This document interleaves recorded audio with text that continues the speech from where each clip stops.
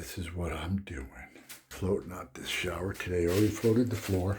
That was the other day, but today I'm gonna tackle this baby. Important to wear gloves. Can't stress that enough before you begin. And you do, let your mud board. I got all my tools ready to float. Let's get to float. Your little speck mud. What I like to do first, coat the inside of this window. That's why you keep a staple gun on hand. In case you missed, just in case. So, the reason why I do that is because this mud has a tendency around the window to not to stick right there. So if you do this first, the sill and the window, inside the window first, it tends to stick better around the outside. No wrong way or right way to do this. It's just getting the mud up on the wall. One thing I like to do, you see the soapbox? Over here, there's no wire on here, because I couldn't do that. You want to force your mud into the box so it sticks. I wanted to show you this. Once you get that mud, see how it holds the mud around the sides by putting the mud around the windowsill and really forcing that mud around the soapbox. It just holds it. That way you can, it won't fall off when you're rodding it or whatnot. That right there is the most difficult thing of the whole, to float the shower. Right there, the window and the soapbox. Now we're going to pound in these sticks. When you're using some kind of edge, you make sure you put mud right where this edge is going to go. So put your sticks here so you're not rodding off, and this edge, you don't hit the sticks. Another thing you want to do, very important, is wet everything so nothing sticks to it. Mud will stick and make it miserable. Come on. Pretty easy, just put them in till they're long enough. Take your level, your rubber hammer, outside wall. Your stick, because most of these walls, outside walls have a tendency to be really out of plumb, so just pull it back out. The wall's leaning out that, so I'll just go like this. Man, this wall's out. And these walls are way out. I plumbed up my sticks. I got a bucket over here, so when I ride off this wall, I can dump the mud into this bucket over here. Okay, now you're going to see why I made sure these sticks are where they're at. Pretty simple. This wall is so out of plumb. I got a lot of mud. And that's the great thing about floating. These walls are that's 3/4. Down there is 1/4. I can plumb them up with the mud, which is great. It's never been easier to whip up fat mud.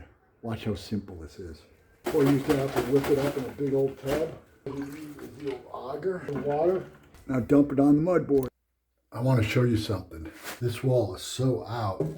My half-inch stick is tight down there. Look at that. That's about a 1/2 inch. That's the max I can float something is an inch. That wall right there is a 1/2 inch out. I'm able to plumb it up by putting wedges in there or cardboard, put my level on there, plumbing it out. Try to do that with board.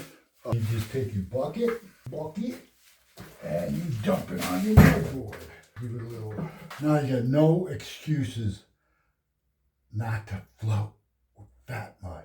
Stop the board. 40 years been doing this. This is the best way. It's so easy now. Anybody can float. Anybody. Get yourself an auger today. I'll leave the link below. I'm going to finish floating this thing. Stop the board. Let's bring back the old method. It's the best method. 40 years in the trade. I have no failures with this. No rots, no nothing.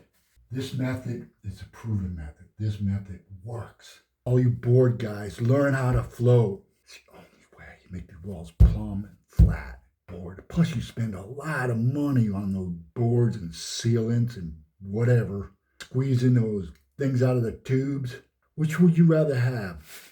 A mortar wall or a styrofoam wall? I just want to show you this wall. I put my 1/2 inch stick here. This wall is flat and plumb, so I don't have to do like the other one, 1/2 inch out. So I can put it against the wall that's flat and plumb. I dump my fat mud on the board, locking style. Take my other stick out, clean it up a little bit, go on the wall. I know my metal edge is going to hit here, so I don't have to check it. I take my 4-foot level, 6 foot, sorry. I'm tired. You pound it in. That's it. That's how easy it is. You take your metal edge, boom. I'm gonna fill up this whole wall. That's how you float, man. It's gotten so speck mud. Man, don't board. Please don't board. I'm asking you, don't board. Float. Be a man. Man up. Use mortar. Get all the mud on the wall. Almost all of it. Got it off. A lot. Fill in the holes and there's a floated wall. Flat, plumb, ready to slap tile up. Bring back the old school. Old school methods works the best. Mortar. Now that's a shower waiting to be tiled. Look at how flat that thing is. And then I floated the shower floor, that's ready, and I put a little red guard in there because it's the only seam in the whole shower is right.